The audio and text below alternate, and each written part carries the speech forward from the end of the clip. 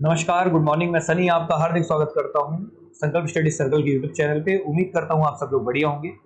और दोस्तों, आज की क्लास में मैं आप लोगों को एक इम्पॉर्टेंट कंसेप्ट पढ़ाने वाला हूं, जो कि ट्राइंगल।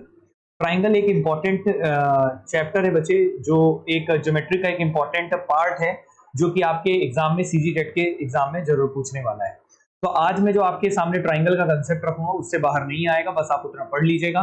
तो चलिए बच्चे, क्लास को स्टार्ट करते हैं। ट्राइंगल को हम लोग त्रिभुज बोलते हैं, और ये क्या है, ये कैसे करना है, इन सारी चीजों को ये भी मैं आपको बताऊंगा। अगर आप मेरा कंप्लीट कोर्स भी परचेस करना चाहते हैं, पूरे वीडियोस को एक साथ देखना चाहते हैं, जो कि मेरे हमारे एप्लीकेशन संकल्प स्टडी सर्कल में है, तो आप उन्हें भी परचेस कर सकते हैं। बहुत ही कम फीस पे आपको कंप्लीट मैथ्स यहाँ पे पढ़ने को मिलेगा। उसमें मोर देन 120 लेक्चर्स आपको रिकॉर्डेड भी मिल जाएंगे, साथ में लाइव क्लासेस भी। तो चलिए बच्चे, अभी क्लास को स्टार्ट करता हूँ। ट्राइंगल के बारे में आपको पढ़ाने का सिलसिला शुरू करता हूँ। तो ट्राइंगल में बच्चे मैं क्या क्या चीजें पढ़ाऊंगा, सबसे पहले मैं आपको ये बता देता हूँ। त्रिभुज में, तो त्रिभुज के सबसे पहले बच्चे मैं पार्ट्स के बारे में डिस्कस करूंगा, जिसको हम लोग भाग बोलते हैं। उसके बाद में ट्राइंगल का आपको बेसिक पढ़ाऊंगा बच्चे। जब मैं आपको भाग पढ़ा दूंगा कि त्रिभुज किन किन भागों से मिलकर बना है, फिर मैं उस त्रिभुज का बेसिक पढ़ाऊंगा बच्चे। और जब बेसिक पढ़ाने के बाद मैं उनके सेंटर्स के बारे में पढ़ाऊंगा, कि जो उसमें यहाँ पे केंद्र बिंदु होते हैं, कितने प्रकार के केंद्र बिंदु होते हैं, ये सारी चीजें मैं यहाँ पे डिस्कस करूंगा। और जब ये कंप्लीट हो जाएगा, तो फिर मैं आपको थ्योरम्स पढ़ाऊंगा। कुछ इंपॉर्टेंट थ्योरम्स होगा, जो कि आपके एग्जाम में डायरेक्टली पूछ सकता है। तो बच्चे, हम लोग इस टॉपिक को शुरुआत करते हैं। सबसे पहले बच्चे, आज की क्लास में ट्राइंगल के बेसिक के बारे में बताऊंगा। बेसिक को बताने के पहले मैं उनके पार्ट्स के बारे में डिस्कस करूंगा। तो ट्राइंगल के पार्ट्स क्या कौन कौन से होते हैं, आइए हम लोग डिस्कस करते हैं, और फिर हम आगे लेके चीजों को चलते हैं।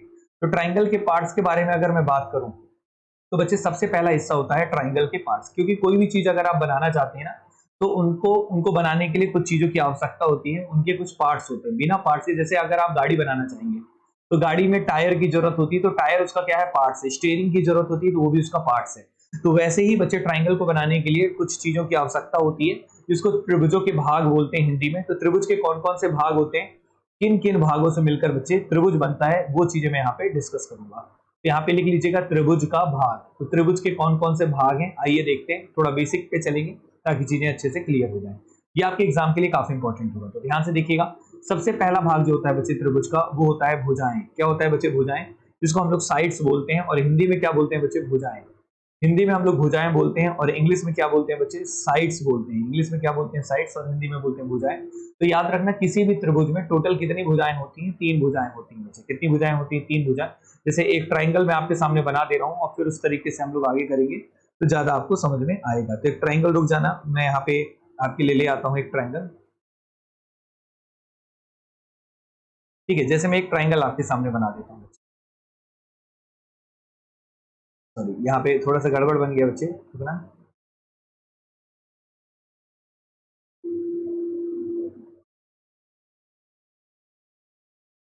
ठीक है, मैं सबसे पहले एक ट्राइंगल बना देता हूँ आपके लिए। ये बच्चे क्या है, एक ट्राइंगल है। ठीक है, ये आपके सामने एक मैंने त्रिभुज बना दिया। त्रिभुज में बच्चे 3 भुजाएं होती हैं। जैसे मैंने एक ट्राइंगल बना दिया, ए बी सी एक ट्राइंगल है। इसकी टोटल 3 भुजाएं हैं बच्चे। 3 भुजाओं से मिलकर एक ट्राइंगल बनता है। तो सबसे पहला पार्ट होता है बच्चे, इनकी साइड्स होता है। जैसे ये एक ए बी है, दूसरा ए सी है, तीसरा क्या है बच्चे, बी सी है। तो किसी भी ट्राइंगल को बनाने के लिए उनकी भुजाओं की जरूरत होती है। कौन कौन सी भुजाएं हैं, मैं लिख देता हूँ। जैसे एक भुजा ए बी हो गया, दूसरा भुजा बच्चे बी सी हो गया, तीसरा भुजा बच्चे क्या हो गया, ए सी हो गया। तो ट्राइंगल को बनाने के लिए 3 भुजाओं की जरूरत होती है, और ये तीनों भुजा मैंने आपके सामने लिख दिया। तो सबसे पहला बच्चे, यहाँ पे ट्राइंगल को बनाने के लिए किस पार्ट्स की जरूरत है, भुजाओं की जरूरत है। ठीक है, फिर भुजाओं के बाद जो दूसरी चीज जरूरत पड़ती है बच्चे, वो जरूरत पड़ती है वर्टेक्स की। किसकी जरूरत पड़ती है बच्चे, वर्टेक्स की। और वर्टेक्स को हम लोग क्या बोलते हैं बच्चे, वर्टेक्स का जो प्लूरल फॉर्म होता है वर्टिसेस होता है। तो वर्टेक्स का मतलब होता है बच्चे शीर्ष होता है। क्या होता है बच्चे, शीर्ष होता है। तो शीर्ष, यहाँ पे शीर्षों की जरूरत पड़ती है। किसी भी ट्राइंगल पर आप बनाना चाहेंगे, तो उसमें बच्चे शीर्ष की जरूरत पड़ेगी। और टोटल कितने शीर्ष होते हैं, 3 शीर्ष होते हैं। कौन कौन से, जैसे ये एक शीर्ष ए है, दूसरा शीर्ष ये बी है, और तीसरा शीर्ष कौन है बच्चे, सी है। तो यहाँ पे 3 शीर्ष की जरूरत पड़ेगी, ए बी और सी। तो यहाँ पे किसी भी ट्राइंगल को बनाने के लिए हमारे पास शीर्ष होते हैं, और उसके टोटल कितने शीर्ष होते हैं बच्चे, 3 शीर्ष होते हैं। ये हो गई बच्चे दूसरी बातचीत। तीसरी बातचीत में चलते हैं बच्चे। तीसरी चीज जो जरूरत पड़ती है किसी भी ट्राइंगल को बनाने के लिए, वो होती है उसके अंततः कोण। क्या होता है बच्चे, अंततः कोण, जिसको हम लोग बोलते हैं इंटीरियर एंगल। क्या बच्चे, इंटीरियर एंगल। और हिंदी में इसको हम लोग क्या बोलते हैं बच्चे, अंततः कोण। क्या बोलते हैं दोस्त, अंततः कोण। अब ये अंततः कोण क्या होता है, आइए हम उसको भी देख लेते हैं। तो अंततः कोण बच्चे टोटल कितने होते हैं, 3 होते हैं। 3 अंततः कोण होते हैं। जैसे मैं बात करूं, ये एंगल ए जो है बच्चे, ये उसका अंततः कोण होगा। ये भी बी भी बच्चे अंततः कोण है, और सी भी क्या है बच्चे, अंततः कोण है। तो मैं यहाँ पे लिख लेता हूँ, एंगल ए बच्चे एक अंततः कोण है। एंगल बी भी अंततः कोण है, एंगल सी भी क्या है बच्चे, अंततः कोण है। इसको हम लोग लिखते कैसे हैं, जैसे एंगल ए को बोलेंगे तो एंगल बी ए सी बच्चे इसका क्या होगा बच्चे, यहाँ पे अंततः कोण कहलाएगा। और बी के लिए क्या होगा बच्चे, एंगल ए बी सी, ये बच्चे इसका क्या कहलाएगा, अंततः कोण। उसी के लिए सी के हिसाब से सी वाला जो है बच्चे इसको हम लोग क्या लिख सकते हैं, एंगल ए सी बी, ये भी बच्चे क्या है, इसका अंततः कोण है, ठीक है ना। ये सारे बच्चे क्या हो गए, इसके अंततः कोण हो गए। उम्मीद करता हूँ ये बात क्लियर होगा। तो अंततः कोण के बारे में मैंने बता दिया कि जो अंदर साइड त्रिभुज के अंदर जो कोण देखते हैं बच्चे, इसी को हम लोग क्या बोलते हैं बच्चे, अंततः कोण बोलते हैं, ठीक है। और एक इंपॉर्टेंट बात और लिख देता हूं मैं यहाँ पे कि जो अंततः कोण होता है बच्चे, उनके जो आंतरिक कोण होते हैं, जो अंततः कोण होते हैं, उनका जो योग होता है बच्चे वो ऑलवेज 180 डिग्री होता है। तो लिख लीजिएगा सम ऑफ इंटीरियर एंगल बच्चे, क्या बच्चे, sum of interior angle. Sum of interior में एंगल मतलब आंतरिक कोण का जो योग होता है बच्चे वो ऑलवेज कितने डिग्री के बराबर होता है, 180 डिग्री के बराबर। मतलब angle A plus angle B plus angle C, इनका बच्चे योग जो होगा बच्चे वो ऑलवेज कितना डिग्री होगा, 180 डिग्री होगा। इस चीज को याद रखना। तो ये बच्चे इंपॉर्टेंट बातें मैंने आपके सामने डिस्कस किया कि त्रिभुज कुल मिला के इन भागों से मिलकर बना है। ये 3 प्रकार के भाग मैंने बताया। सबसे पहले मैंने भुजाएं बताया, दूसरा शीर्ष बताया, तीसरा मैंने अंततः कोण बताया, और एक और भाग होता है बच्चे जिसको हम लोग क्या बोलते हैं, बाह कोण। तो चौथा जो पार्ट होता है बच्चे उसको हम लोग बाह कोण बोलते हैं। तो चलिए इसको मैं थोड़ा सा ऊपर कर देता हूँ, आप लोग लिख ली होंगे उम्मीद करता हूँ। तो चौथा बच्चे जो है यहाँ पे चौथा पॉइंट जो होगा, जो यहाँ पे चाहिए होता है बच्चे, चौथा पार्ट जो होता है ट्राइंगल को बनाने के लिए, उसको हम लोग बोलते हैं एक्सटीरियर एंगल। क्या बोलते हैं बच्चे, एक्सटीरियर एंगल। क्या बोलते हैं बच्चे, एक्सटीरियर एंगल। और एक्सटीरियर एंगल को हम लोग हिंदी में क्या बोलते हैं बच्चे, बाह्य कोण। क्या बोलते हैं बच्चे, बाह्य कोण। तो बाह्य कोण में लिख लेता हूं यहाँ पे, बाह्य कोण, जिसको हम लोग क्या बोलेंगे बच्चे, एक्सटीरियर एंगल बोलेंगे। क्या बोलेंगे दोस्त, एक्सटीरियर एंगल। अब बाह्य कोण क्या होता है, तो याद रखना त्रिभुज में टोटल कितने बाह्य कोण होते हैं, 3 होते हैं। कौन से होते हैं, आइए इसकी पहचान करवा देता हूँ। तो बाह्य कोण कैसे आपको पता चलेगा, जैसे मान लो मैंने इस सीधी भुजा को मैंने आगे बढ़ा दिया, आगे बढ़ा दिया, तो ये जो एंगल है बच्चे ये बाह्य कोण है। ये क्या है बच्चे, बाह्य कोण है। वैसे ही मैंने AC या CA को मैंने आगे बढ़ा दिया, तो ये जो एंगल दिख रहा है बच्चे ये भी क्या कहलाएगा, बाह्य कोण। इनमें से किसी भी एक को बढ़ा सकते हो, तो इसको मैंने बढ़ा दिया, तो ये जो एंगल दिख रहा है बच्चे ये क्या कहलाएगा, बाह्य कोण। मतलब BC को भी बढ़ा सकता हूँ और AC को भी बढ़ा सकता हूँ, दोनों में से किसी एक को बढ़ा लो, तो ये उनके क्या कहलाएंगे बच्चे, बाह्य कोण कहलाएंगे, जिसको हम लोग एक्सटीरियर एंगल बोलते हैं, ठीक है। और ये बाह्य कोणों का जो योग होता है ना बच्चे, ये हमेशा 360 डिग्री होता है। इसका प्रूफ हम लोग आगे पढ़ लेंगे, लेकिन अभी आप इतना याद रखना, बाह्य कोणों का जो योग होगा बच्चे, सम ऑफ एक्सटीरियर एंगल, मतलब बाह्य कोणों का जो योग होता है बच्चे वो ऑलवेज कितना होता है आपका, सम ऑफ एक्सटीरियर एंगल, जो बाह्य कोण का योग जो होता है वो ऑलवेज 360 डिग्री के बराबर होता है। इस बात को आप हमेशा याद रखिएगा। तो यहाँ पे बच्चे मैंने त्रिभुज के भागों के बारे में डिस्कस किया। तो सबसे पहला मैंने आपको बताया कि त्रिभुज भुजाओं से मिलकर बनता है। तो त्रिभुज में 3 भुजाएं होते हैं। शीर्ष की बात करूंगा तो 3 शीर्ष होगा। शीर्ष क्या होता है, जो 2 भुजाएं जहां पे ज्वाइन करते हैं बच्चे उनको हम लोग शीर्ष बोलते हैं।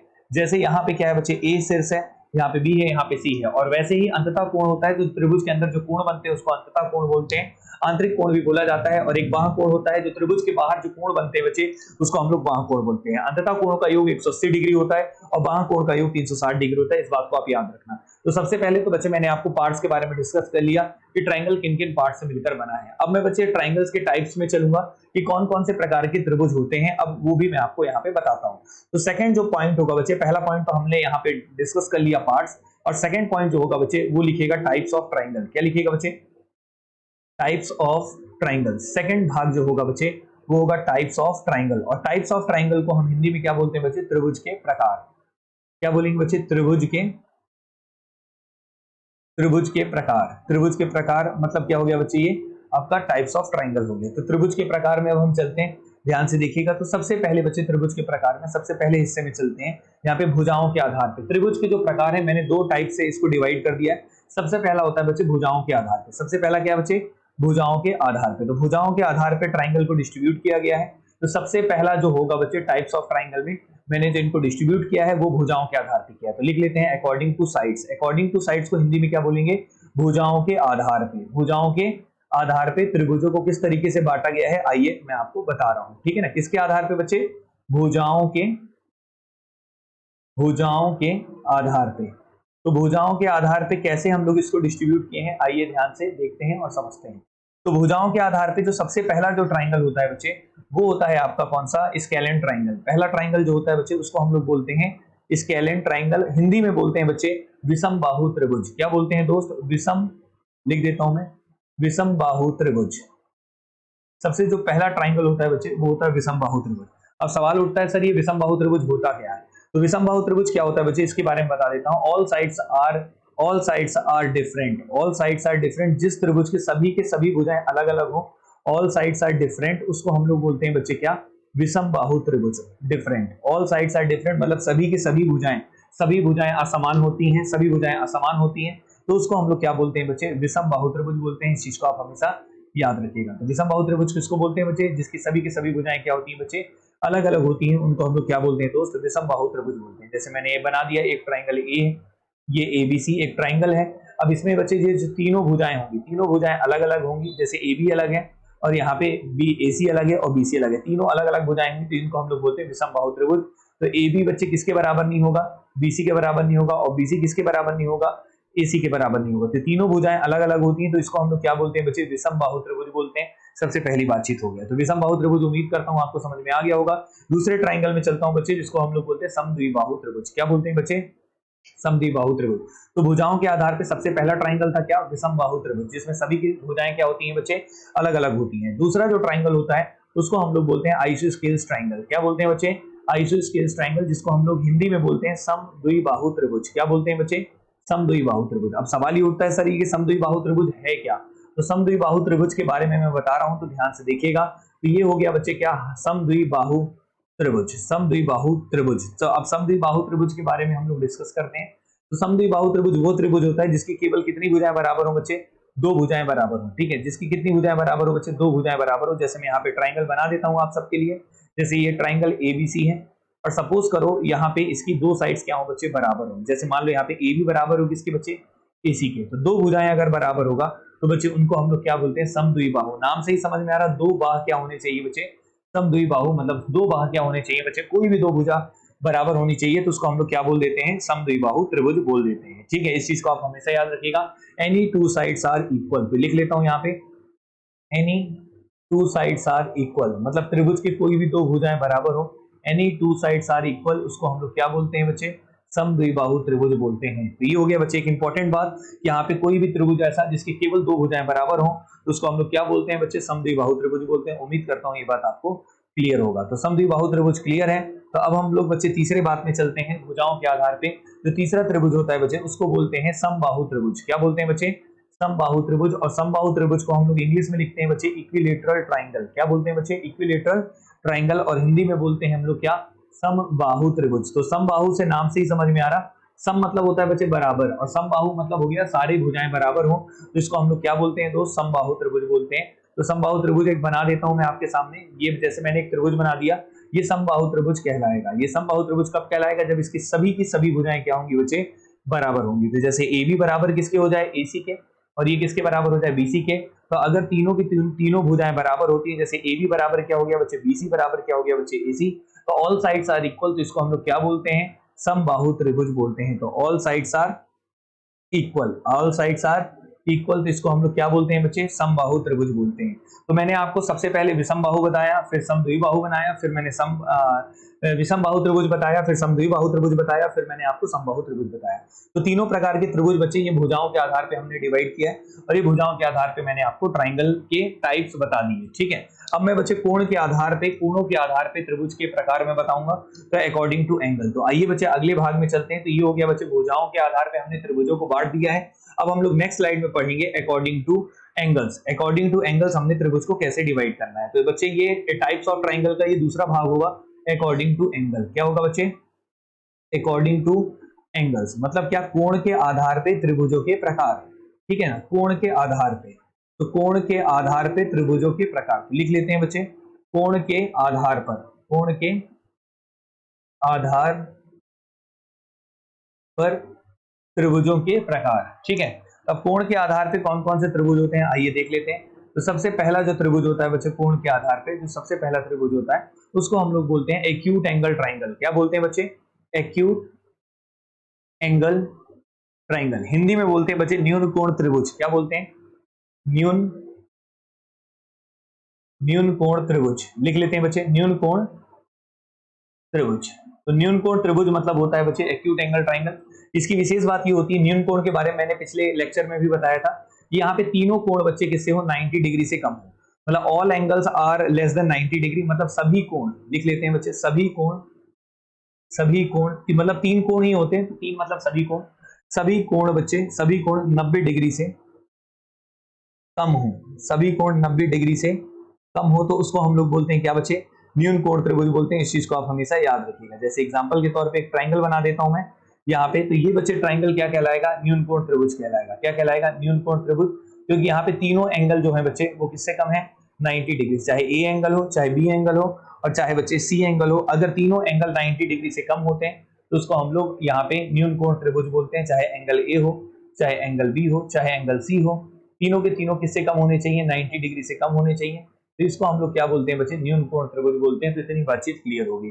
तो न्यून कोण त्रिभुज भी आप लोग को समझ में आ गया है। तो अब मैं आगे बढ़ता हूँ न्यून कोण त्रिभुज के बाद अगले उसमें। तो अगला जो होगा बच्चे वो समकोण त्रिभुज होगा। क्या होगा बच्चे, समकोण त्रिभुज होगा। तो पहला त्रिभुज तो मैंने बता दिया कोण के आधार पे न्यून कोण त्रिभुज। दूसरा जो त्रिभुज होता है बच्चे उसको हम लोग बोलते हैं क्या बच्चे, समकोण त्रिभुज। क्या बोलते हैं, समकोण त्रिभुज। और समकोण त्रिभुज को हम लोग इंग्लिश में बोलते हैं right angle triangle. Right angle triangle को हिंदी में हम लोग बोलते हैं बच्चे क्या, समकोण त्रिभुज। तो मैं यहां लिख दे रहा हूं समकोण त्रिभुज। और समकोण त्रिभुज की विशेष बात ये होती है बच्चे, इसमें यहाँ पे एक एंगल कितने डिग्री का होता है, 90 डिग्री का। तो यहाँ पे मैं समकोण त्रिभुज भी आपके लिए बना दे रहा हूँ, ध्यान से देखिएगा, ठीक है ना। तो मैंने यहाँ पे समकोण त्रिभुज भी आपके लिए बना दे रहा हूँ, ध्यान से देखिए। तो एक ट्राइंगल मैंने जैसे ये एक बना लिया, ठीक है, ये एक ट्राइंगल बच्चे, ये ट्राइंगल क्या कहलाएगा, समकोण कहलाएगा। क्या कहलाएगा, समकोण। तो एक एंगल कितने डिग्री का होना चाहिए, 90 डिग्री का। तो जैसे मैंने यहाँ पे लिख दिया ए, यहाँ लिख दिया बी, यहाँ पे लिख दिया सी। तो ये ट्राइंगल राइट एंगल ट्राइंगल कहलाएगा, समकोण त्रिभुज कहलाएगा। तो लिख लीजिएगा कोई एक कोण 90 डिग्री के बराबर हो। तो लिख दे रहा हूं मैं यहाँ पे, कोई एक कोण 90 डिग्री के बराबर हो, कोई एक कोण 90 डिग्री के बराबर हो, तो उसे बच्चे हम लोग क्या बोलते हैं, समकोण त्रिभुज बोलते हैं। ठीक है, तो कोई भी एक एंगल अगर 90 डिग्री के बराबर होगा दोस्त, तो उसको हम लोग क्या बोलेंगे, समकोण त्रिभुज बोलेंगे। इस चीज को आप हमेशा याद रखिएगा। ठीक है, तो ये दो बातें हो गई। तीसरे में चलते हैं। तीसरे जो त्रिभुज होता है उसको हम लोग बोलते हैं बच्चे अधिक कोण त्रिभुज। तीसरे को क्या बोलते हैं बच्चे, अधिक कोण त्रिभुज। तो तीसरा लिख लेता हूं मैं यहाँ पे कोण के आधार पे। तीसरा होता है बच्चे अधिक कोण त्रिभुज, जिसको हम लोग इंग्लिश में बोलते हैं ऑब्ट्यूज एंगल ट्राइंगल। क्या बोलते हैं बच्चे, ऑब्ट्यूज एंगल ट्राइंगल, जिसको हम लोग हिंदी में क्या बोलते हैं बच्चे, अधिक कोण त्रिभुज। क्या बोलते हैं बच्चे, अधिक कोण। ठीक है, ये क्या हो गया बच्चे, अधिक कोण त्रिभुज। अधिक कोण त्रिभुज को हम लोग क्या बोलेंगे बच्चे, यहाँ पे ऑब्ट्यूज एंगल ट्राइंगल बोलते हैं। क्या बोलते हैं बच्चे, ऑब्ट्यूज एंगल ट्राइंगल। अब ऑब्ट्यूज एंगल ट्राइंगल कैसे बनाते हैं आइए देखते हैं। जैसे मैंने ये ट्राइंगल बना दिया सपोज कर, ये बच्चे क्या कहलाएगा, अधिक कोण त्रिभुज। क्या कहलाएगा बच्चे, अधिक कोण त्रिभुज, जहां पे एक एंगल किसके अधिक हो बच्चे, 90 डिग्री से अधिक हो। तो एक एंगल अगर 90 डिग्री से अधिक होगा तो उसको हम लोग क्या बोलते हैं बच्चे, अधिक कोण त्रिभुज बोलते हैं। तो लिखिएगा any one angle is greater than 90 degree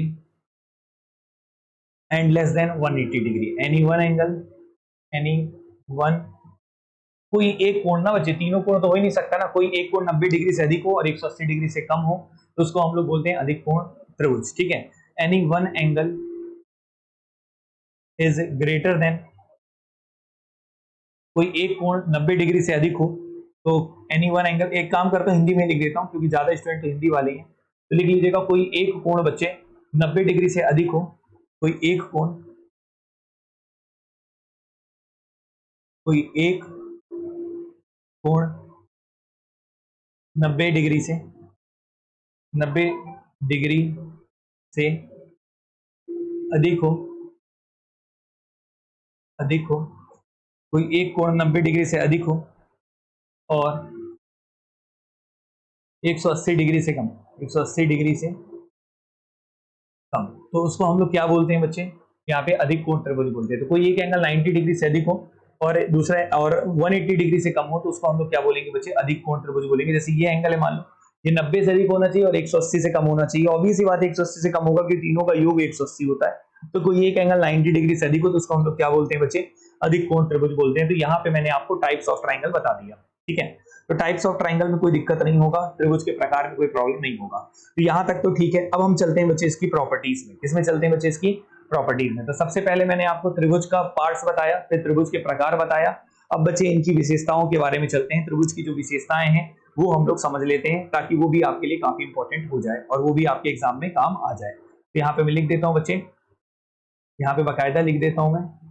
ठीक है, टाइप्स ऑफ ट्राइंगल, रुक जाना थोड़ा सा। ठीक है, तो यहाँ लिख देता हूं मैं टाइप्स ऑफ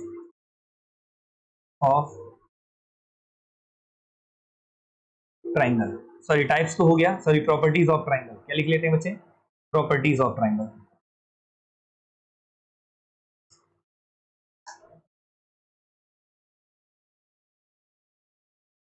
प्रॉपर्टीज ऑफ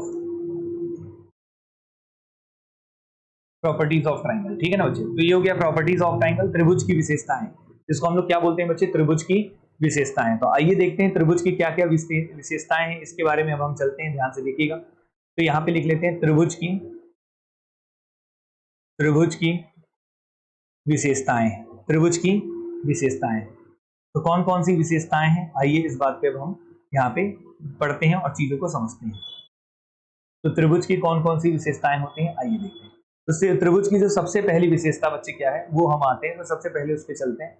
तो पहला पॉइंट क्या है कि त्रिभुज की कोई भी दो भुजा का योग बच्चे ऑलवेज तीसरी भुजा से अधिक होता है। तो सबसे पहली विशेषता यही है कि कोई भी त्रिभुज हो, दुनिया का कोई भी त्रिभुज हो, और त्रिभुज की दो भुजाओं का योग ऑलवेज बच्चे किससे अधिक होना चाहिए, तीसरी भुजा से अधिक होना चाहिए। इस चीज को आप हमेशा याद रखिएगा। तो यहाँ पे मैं लिख देता हूं, जैसे एक ट्राइंगल है बच्चे एबीसी, ठीक है, ये एक ट्राइंगल है एबीसी। अगर मैं बात करूं ए के सामने वाली भुजा की लंबाई मैं मान लेता हूं कितनी है बच्चे, ए है, कितनी, ए सेंटीमीटर है। बी के सामने वाली भुजा की लंबाई कितनी है, बी सेंटीमीटर में मान लेता हूं, बी एंगल के सामने वाली, और सी एंगल के सामने वाली भुजा का कितनी लंबाई है, सी सेंटीमीटर। तो दो भुजाओं का जो लेंथ का योग होगा बच्चे, वो हमेशा तीसरे से क्या होना चाहिए बच्चे, अधिक होना चाहिए। तो याद रखना, जैसे ए प्लस बी अगर करता हूं तो ये बच्चे किससे बड़ा होगा, सी से बड़ा होगा। कोई भी दो भुजा का योग बच्चे ऑलवेज तीसरे से अधिक होना चाहिए। जैसे मैंने बोल दिया बी प्लस सी, ये किससे बड़ा होगा बच्चे, ए से, और वैसे ही सी प्लस ए किससे बड़ा होगा बच्चे, बी से। तो दो भुजाओं का योग हमेशा बच्चे तीसरे से अधिक होना चाहिए, ये पहली नंबर की प्रॉपर्टी है कि दो भुजाओं का योग किससे अधिक होना चाहिए, तीसरे से अधिक होना चाहिए। तो लिख देता हूं मैं यहाँ पे बकायदा, सम ऑफ टू साइड्स, मतलब दो भुजाओं का योग और हमेशा तीसरे से अधिक होना चाहिए। Sum of two sides is always greater than third side. तो आप हिंदी में लिख लीजिएगा बच्चे, दो भुजाओं का योग हमेशा तीसरे से अधिक होना चाहिए।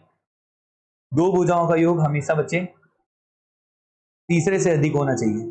अगर ऐसा नहीं होगा तो वो त्रिभुज नहीं बनेगा। तो ये सबसे पहली विशेषता ये है कि कभी भी त्रिभुज तभी बन सकता है, तभी वो त्रिभुज कहलाएगा जब उसकी दो भुजाओं का योग बच्चे किससे अधिक हो, तीसरे से अधिक हो, तभी वो त्रिभुज कहलाएगा। तो sum of two sides always greater than क्या होना चाहिए बच्चे, थर्ड साइड होता है। इस चीज को आप हमेशा याद रखना। दूसरी बातचीत क्या है कि दो भुजाओं का अंतर बच्चे हमेशा तीसरे से कम होना चाहिए। दूसरी बात इसी में ही लिख देता हूं मैं कि दो भुजाओं का अगर मैं अंतर निकालता हूं तो वो बच्चे हमेशा किससे कम होना चाहिए, तीसरी भुजा से कम आना चाहिए। तो ये बच्चे यहाँ पे मैं आपके सामने मॉड लगा दे रहा हूँ। मॉड इसलिए लगा दे रहा हूँ क्योंकि माइनस में आएगा तो उसको प्लस कर लेना, यहाँ पे प्लस माइनस से मतलब नहीं है। बस दो भुजाओं का अंतर कोई भी बड़ा छोटा हो सकता है, लेकिन दो भुजाओं का अंतर हमेशा बच्चे तीसरे से क्या होना चाहिए, कम। तो यहाँ पे बी माइनस सी अगर मैं करता हूँ तो इनका भी माइनस करोगे तो उसको प्लस कर लेना, कोई फर्क नहीं पड़ता उससे। बी माइनस सी किससे कम होना चाहिए, ए से। वैसे ही सी माइनस ए बच्चे किससे कम होना चाहिए, यहाँ पे बी से। तो दो भुजाओं का अंतर बच्चे तीसरे से कम होना चाहिए, तभी वो त्रिभुज कहलाएगा। तो difference is always less than third side. तो लिख देता हूं बच्चे, जो दो भुजाओं का अंतर होगा वो हमेशा तीसरे से कम होना चाहिए। तो difference is always less than third side. तो इसको अपन क्या लिखेंगे हिंदी में कि दो भुजाओं का अंतर बच्चे हमेशा क्या बच्चे होना चाहिए, तीसरी भुजा से कम होना चाहिए। तो ये एक सबसे पहली विशेषता है, सबसे पहली प्रॉपर्टी है त्रिभुज की। तो पहली प्रॉपर्टी आप याद रखना, कोई भी त्रिभुज तभी बनेगा जब कोई भी त्रिभुज आप बनाना चाहते हैं तो दो भुजाओं का योग ऑलवेज बच्चे किससे अधिक होना चाहिए, तीसरे से अधिक होना चाहिए। और दो भुजाओं का अंतर बच्चे किससे कम होना चाहिए, तीसरे से कम होना चाहिए, तभी वो क्या बनेगा बच्चे, त्रिभुज बनेगा। इस चीज को आप हमेशा याद रखिएगा। ये हो गया बच्चे पहला पॉइंट, ठीक है, ये पहला प्रॉपर्टी हो गया। अब हम चलते हैं बच्चे सेकंड प्रॉपर्टी में। सेकंड प्रॉपर्टी क्या है, तो पहला प्रॉपर्टी तो आप सब लोग को समझ में आ गया होगा। दूसरी जो प्रॉपर्टी है बच्चे कि अगर कोई भी दो भुजा बराबर होगा तो उसके आमने सामने के कोण हमेशा बराबर होनी चाहिए। तो बच्चे दूसरी प्रॉपर्टी में पहले समझा देता हूं और उसके बाद फिर मैं आगे बोलता हूं कि दो भुजा कोई भी त्रिभुज तभी होगा बच्चे जब उसके, अगर किसी भी त्रिभुज के दो भुजाएं बराबर हो तो उसके आमने सामने के कोण हमेशा बच्चे क्या होने चाहिए, बराबर। जैसे मान लो एक त्रिभुज मैंने बना दिया एबीसी। सपोज करो यहाँ पे ए बी जो है वो किसके बराबर है बच्चे, ए सी के बराबर है। ये दो भुजाएं बराबर है। तो यदि मान लीजिए ए बी जो है बच्चे, ए बी किसके बराबर है बच्चे, ए सी के बराबर है। दो भुजाएं यहाँ पे बराबर है तो उसके आमने सामने का कोण, जैसे ए बी के सामने वाला कोण कौन है बच्चे, सी वाला। तो ये वाला जो कोण होगा, और ए सी के सामने वाला कोण कौन है बच्चे, ये बी वाला। तो ये बच्चे हमेशा याद रखना, अगर दो भुजाएं बराबर होती है तो उसके आमने सामने के कोण भी हमेशा बराबर होते हैं। मतलब एंगल बी बराबर क्या होगा बच्चे, एंगल सी। इस चीज को आप हमेशा याद रखना। तो त्रिभुज की कोई भी दो भुजा बराबर होती है तो उसके आमने सामने का कोण हमेशा बच्चे क्या होता है, बराबर होता है। इस चीज को आप हमेशा याद रखिएगा। तो इसको आप नोट करके बकायदा लिख भी सकते हैं। तो त्रिभुज की कोई भी दो भुजा अगर बराबर होंगी तो उसके आमने सामने के कोण क्या होते हैं, बराबर। इसको लिख लेना बच्चे, त्रिभुज की कोई भी दो भुजा बराबर होंगी तो उसके आमने सामने के कोण क्या होंगे बच्चे, बराबर। जैसे मान लो अगर एक त्रिभुज ऐसा बना देते, ये दोनों भुजा मान लो बराबर होता, तो इसके सामने वाला कोण कौन सा, ये वाला है, तो ये वाला एंगल, और इसके सामने वाला कोण ये वाला है, तो ये दोनों एंगल क्या होते हैं, बराबर होते हैं। तो कोई भी त्रिभुज की दो भुजा बराबर हो तो उसके आमने सामने के कोण बराबर होते हैं। ये हो गया दूसरा प्रॉपर्टी जो कि काफी इंपॉर्टेंट है। तो दूसरा प्रॉपर्टी भी आप लोग याद रखना। अब हम लोग आगे चलते हैं तीसरी प्रॉपर्टी में। तो दो प्रॉपर्टी तो मैंने यहाँ पे डिस्कस कर लिया बच्चे। अब मैं आता हूँ तीसरी प्रॉपर्टी में, तीसरी विशेषता में। तो पहला प्रॉपर्टी सबसे ज्यादा इंपॉर्टेंट था, दूसरा भी इंपॉर्टेंट है, जब जरूरत पड़ता है तो काफी काम आता है, ठीक है ना। अब तीसरा प्रॉपर्टी क्या है बच्चे, कि largest angle has largest side. मतलब यहाँ पे कोई भी मान लो त्रिभुज है, उसमें जिसका कोण सबसे बड़ा होगा तो उसके सामने वाली भुजा सबसे बड़ी होती है। इस चीज को आपको हमेशा याद रखना रहेगा और ये चीज आप हमेशा याद रखिएगा। जैसे मैं एक एग्जांपल देता हूं तब आपको ज्यादा समझ में आएगा। जैसे मान लो एक मैंने ट्राइंगल बना दिया बच्चे, क्या बना दिया, एक ट्राइंगल बना दिया, और इस ट्राइंगल का नाम मैंने रख दिया एबीसी। ये एक त्रिभुज है बच्चे, एबीसी एक ट्राइंगल है। अब इस ट्राइंगल एबीसी में जैसे मान लो ये कितने डिग्री का एंगल है बच्चे, यहाँ पे ये 70 डिग्री का एंगल है। कितने डिग्री का एंगल है, 70 डिग्री का एंगल है। और ये एंगल कितना है बच्चे, 65 डिग्री का एंगल है, ठीक है ना। और ये कितना है बच्चे, आपका 45 डिग्री का एंगल है। कितना है बच्चे, 45 डिग्री का। तो ये तीन कोण है, angle A, angle B, angle C. तो याद रखना बच्चे, जिसका कोण सबसे बड़ा होगा उसके सामने वाली भुजा सबसे बड़ी होती है। तो लिख लेना कि त्रिभुज में जिसका कोण सबसे बड़ा होगा उसकी विपरीत भुजा सबसे बड़ी होगी। जिसका कोण सबसे बड़ा उसकी विपरीत भुजा सबसे बड़ी, याद रखिएगा। जैसे मान लीजिए ये 70 डिग्री है, तो 70 डिग्री है ना, तो 70 डिग्री के सामने वाली भुजा ये तीनों भुजाओं में सबसे बड़ी होगी, क्योंकि 70 डिग्री सबसे बड़ा है। तो याद रखना, जिसका कोण बड़ा होता है उसकी भुजा सबसे बड़ी होती है, या फिर जिसका एंगल सबसे बड़ा होता है उसकी भुजा सबसे बड़ी है। जैसे मान लो ऐसा ट्राइंगल मैंने बना दिया, ये एक अधिक कोण त्रिभुज है। जैसे मान लो ये एंगल सबसे बड़ा दिखता है ना, तो इसके सामने वाली भुजा भी क्या होगी बच्चे, लार्जेस्ट होगी। इस चीज को याद रखिएगा, ठीक है। और ये जैसे सबसे छोटा एंगल कौन सा है, 45 डिग्री है, तो इसके सामने वाली जो भुजा होगी बच्चे वो क्या होगी, स्मॉलेस्ट होगी। क्या होगी बच्चे, स्मॉलेस्ट होगी। तो याद रखना, जिसका एंगल सबसे बड़ा उसके सामने वाली भुजा, विपरीत भुजा सबसे बड़ी होती है। इस चीज को आप हमेशा याद रखना। ये तीसरी प्रॉपर्टी है जो कि काफी ज्यादा इंपॉर्टेंट है आप सबके लिए। तो तीन प्रॉपर्टी मैंने अभी फिलहाल के लिए डिस्कस किया।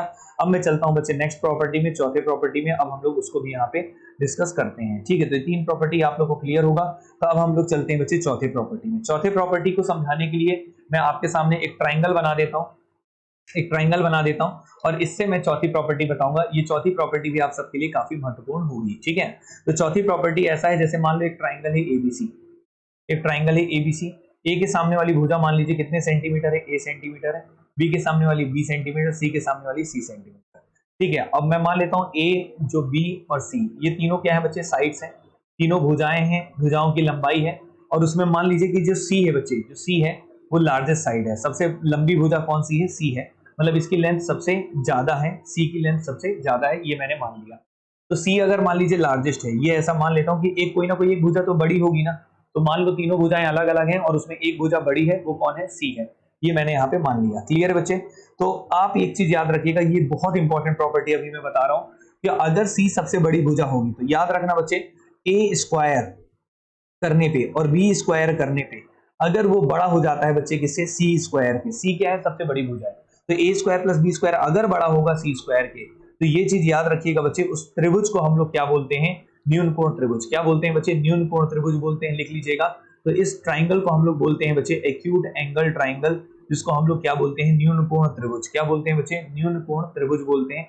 इस चीज को याद रखना आप लोग, ठीक है ना, न्यून कोण त्रिभुज बोलते हैं। इस चीज को आप हमेशा याद रखिएगा। तो अगर मान लीजिए कि दो भुजाओं का वर्गों का योग अगर तीसरी भुजा के वर्ग से बड़ी होगी तो हमेशा बच्चे वो न्यून कोण कहलाएगा। लेकिन तीसरी भुजा कौन सी होनी चाहिए, जो सबसे बड़ी होगी, जो सबसे बड़ी भुजा होगी तभी, ठीक है ना। तो तीन भुजाओं में एक भुजा जो बड़ी होगी उसका वर्ग कर लो और बाकी दो भुजाओं का वर्ग कर लो।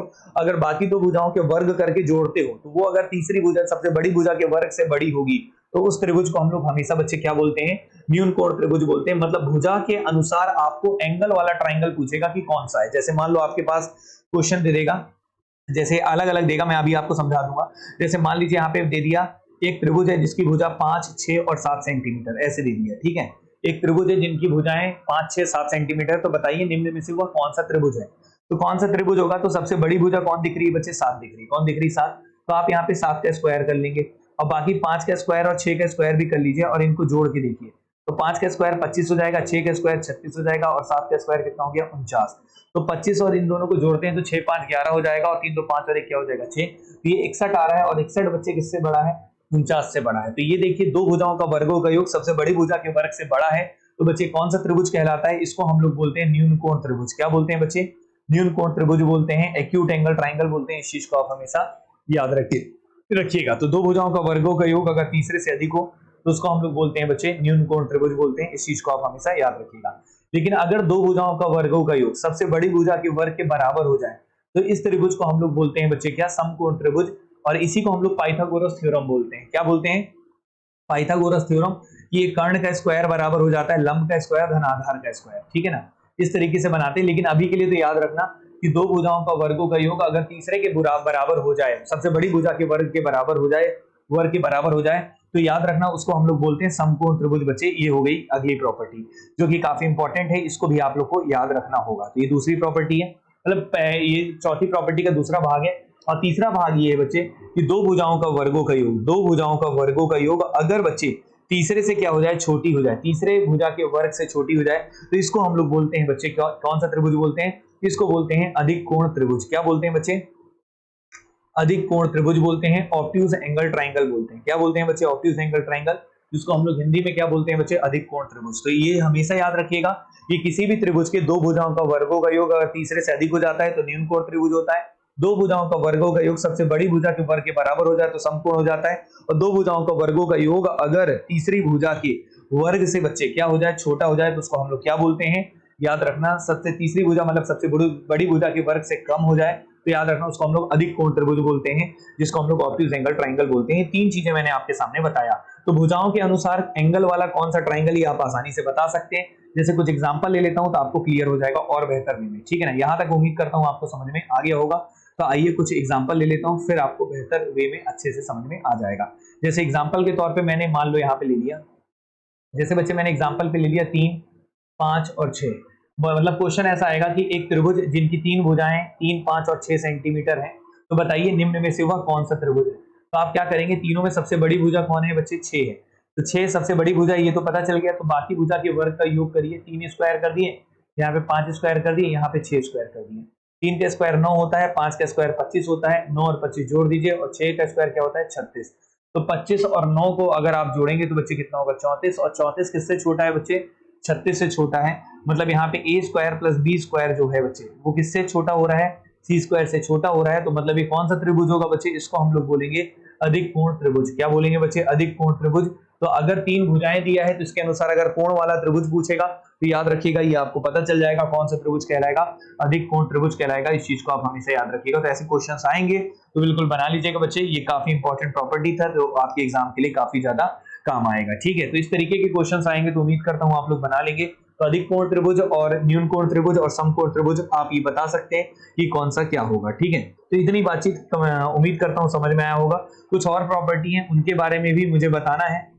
वैसे आपके एग्जाम के लिए वो इतना इंपॉर्टेंट नहीं होगा, फिर भी मैं एक बार बता दे रहा हूं। लेकिन फिर भी आप लोग एक बार पढ़ लेना, मान लो अगर आ भी गया तो क्या कर लेंगे अपन, ठीक है ना। तो ये कितने प्रॉपर्टी अभी तक पढ़े थे बच्चे, 4 प्रॉपर्टी पढ़े। पांचवा प्रॉपर्टी भी मैं बता दे रहा हूँ। पांचवा प्रॉपर्टी बच्चे जो होता है वो एक थोड़ा सा अलग टाइप का प्रॉपर्टी है, बहुत ही बेसिक सा प्रॉपर्टी है, जिसको हम लोग साइन रूल बोलते हैं। क्या बोलते हैं बच्चे, साइन रूल बोलते हैं। साइन रूल क्या होता है, बस आप लोग लिख लो, इसका डेरिवेशन और इक्वेशन आपके पेपर में कभी नहीं पूछेगा, बस आप इसको याद कर लेना, क्योंकि क्वेश्चन अगर आ जाए तो हम बना लेंगे, ठीक है। जैसे ए के सामने वाली भुजा का सेंटीमीटर ए है, बी के भुजा के सामने वाली का बी है और सी के सामने वाली का क्या है बच्चे, सी है।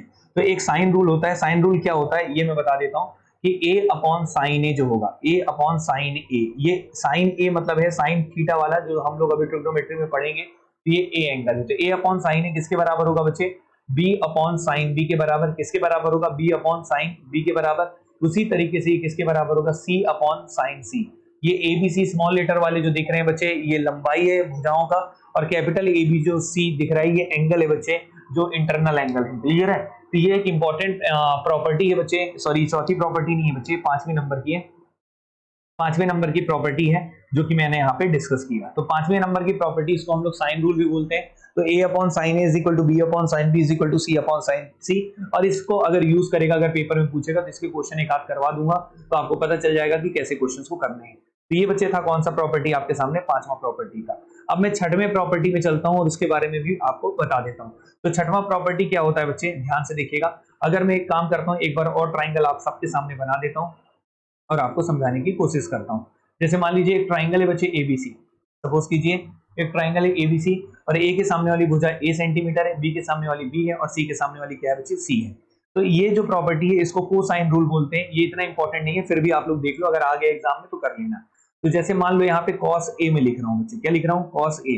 तो यहाँ पे cos a अगर मैं लिखना चाहूंगा cos a की वैल्यू, तो वो हमेशा बच्चे किसके बराबर होगी, याद रखना। अगर a वाला एंगल ले रहा हूँ तो इनके अगल बगल वाली भुजा लेनी है, ये वाली भुजा लेनी है और ये वाली भुजा लेनी है। तो मतलब यहाँ पे क्या हो जाएगा, बी स्क्वायर प्लस क्या हो जाएगा, सी स्क्वायर, और माइनस क्या हो जाएगा बच्चे, सामने वाली भुजा जो भी रहेगी। तो सामने में कौन सी है बच्चे, विपरीत भुजा कौन है, ए स्क्वायर, और अपॉन में क्या हो जाएगा बच्चे, 2 टाइम्स ऑफ, और ये जो अगल बगल वाली भुजा थी बीसी, इसको हम लोग लिख लेंगे। तो लिखने के तरीके पे फोकस करना, तो आपको याद हो जाएगा। जैसे cos a लिखना है तो उसके अगल बगल वाली भुजाओं के वर्गों का योग करो और माइनस कर दो विपरीत भुजा से, और अपॉन में क्या कर दो, अगल बगल वाली जो भुजा थी वो 2 टाइम्स हो जाएगा, ठीक है ना। इस तरीके से बच्चे काम आता है। जैसे अगर मान लो मैं लिखना चाहूँ cos b, क्या लिखना चाहूँ, cos b, तो cos b अगर लिखता हूँ तो cos b की वैल्यू कितनी होगी, तो cos b बराबर क्या होगा बच्चे, जैसे उसके अगल बगल भुजाएं कौन कौन सी, एक तो a है और दूसरी कौन है बच्चे, c है। तो यहाँ पे लिखेंगे क्या बच्चे, a square plus c square लिखेंगे और माइनस सामने वाली भुजा को कर देंगे, माइनस क्या हो गया, बी स्क्वायर, अपॉन में क्या हो जाएगा बच्चे, 2ac, क्या हो जाएगा बच्चे, 2ac। और इस तरीके से आप यहाँ पे cos b की भी वैल्यू लिख सकते हैं। उसी तरीके से बच्चे तीसरा अगर आप लिखना चाहेंगे cos c, तो cos c अगर आप लिखते हैं तो कैसे लिखेंगे, c के बगल वाली भुजाएं कौन कौन सी, एक तो a सेंटीमीटर एक तो b सेंटीमीटर। तो आप यहाँ पे लिखेंगे a स्क्वायर प्लस क्या लिखेंगे, b स्क्वायर, माइनस सामने वाली भुजा मतलब क्या है बच्चे, सी स्क्वायर, अपॉन में क्या हो जाएगा बच्चे, 2ab। और इस तरीके से बच्चे cos a cos b और cos c की वैल्यू आप आसानी से निकाल सकते हैं, ठीक है। तो ये हमने कर लिया बच्चे। ये कोसाइन रूल होता है, अगर इसका इस्तेमाल करेंगे तो आप लोग के एग्जाम में पूछेगा तो आप इसको कर लीजिएगा, बाकी रेयर चांस है पूछने के, लेकिन पूछे तो बिल्कुल बना लीजिएगा, ठीक है। तो ये छठवें नंबर की प्रॉपर्टी थी। एक आखिरी प्रॉपर्टी बताता हूँ और फिर इसके बाद प्रॉपर्टीज को कंप्लीट करते हैं, फिर इसके बाद हम सेंटर पढ़ेंगे, क्लियर है ना। यहाँ तक उम्मीद करता हूँ आप सब लोग को समझ में आ गया होगा। तो 7वें नंबर में चलते हैं बच्चे। 7वां नंबर क्या है, जैसे सपोज करो मैं एक ट्राइंगल यहाँ पे बनाता हूँ, क्या बनाता हूँ बच्चे, एक ट्राइंगल बना दिया, ठीक है। अब ये ट्राइंगल है, इस ट्राइंगल का नाम मैं लिख देता हूँ एबीसी, क्या लिख देता हूँ बच्चे, एबीसी। अगर मैंने एक ट्राइंगल एबीसी बना लिया है तो आप ध्यान से देखिएगा कि अब इसकी एक विशेषता होती है, एक इंपॉर्टेंट प्रॉपर्टी होती है कि किसी भी त्रिभुज का अगर कोई भी मैं बाह्य कोण ले लूं, जैसे इसको मैं आगे बढ़ा देता हूँ, तो ये बच्चे क्या कहलाएगा, कौन सा कोण कहलाएगा बच्चे, बाह्य कोण। क्या कहलाएगा बच्चे, बाह्य कोण। तो बाह्य कोण जो होता है बच्चे उसके अंततः अभिमुख कोण के बराबर, योग के बराबर होता है। जैसे सी है तो सी का आंतरिक कोण क्या होगा, ये वाला होगा, ये बच्चे बाह्य कोण है, ये आंतरिक कोण है। और अंततः कोण के जो बच्चे यहाँ पे क्या सम्मुख कोण होंगे, मतलब यहाँ पे क्या कि जो एक्सटीरियर एंगल होता है वो इंटरनल अपोजिट एंगल के सम के बराबर होता है, ठीक है ना। मतलब वो एंगल ए के और एंगल बी के सम के बराबर होगा। जैसे मैं यहाँ पे लिखूं तो यहाँ पे इनका नामकरण मैं कर देता हूँ, तो यहाँ पे लिख लेता हूँ एंगल जो सी है, ये वाला एंगल क्या होगा पता है, angle A plus angle B के बराबर होगा।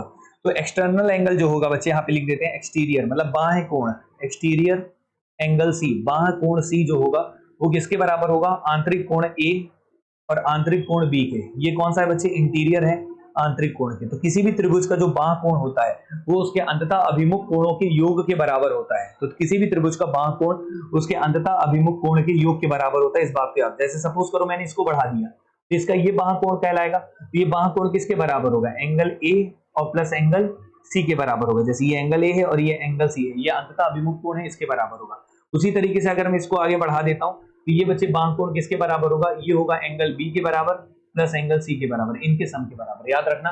तो किसी भी त्रिभुज का बाह्य कोण उसके अंततः अभिमुख कोणों के योग के बराबर होता है, इस बात को आप हमेशा याद रखना। इसी प्रॉपर्टी का इस्तेमाल करके हम लोग 360 डिग्री वाला भी प्रूफ करते हैं। खैर ये हो गए बच्चे इनकी प्रॉपर्टीज, इसका याद रखना। तो लिख लेना, त्रिभुज के बाह्य कोण जो होते हैं वो हमेशा बच्चे उसके अंततः अभिमुख कोण के योग के बराबर होता है, इस चीज को आप हमेशा याद रखिएगा। तो मैंने यहाँ पे त्रिभुज के यहाँ पे प्रॉपर्टीज भी डिस्कस कर लिया, और नेक्स्ट क्लास में बच्चे मैं त्रिभुज के सेंटर पॉइंट्स को डिस्कस करूंगा और सेंटर पॉइंट्स के बाद उनकी पोजीशंस को भी मैं डिस्कस करूंगा।